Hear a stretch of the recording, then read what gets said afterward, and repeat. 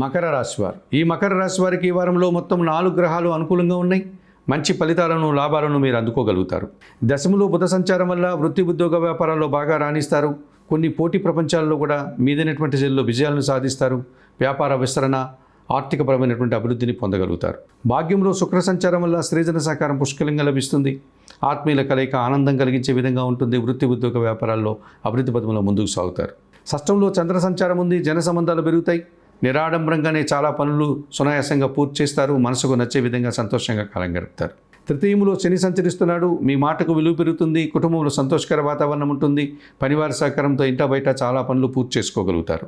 షష్టంలో గురువు సంచరించడం వల్ల జన సహకార లోపము, మీ మాటల వల్ల అపార్థాలు, పనిభారము, శ్రమ అధికమయ్యేటువంటి సూచనలు కనిపిస్తుంది.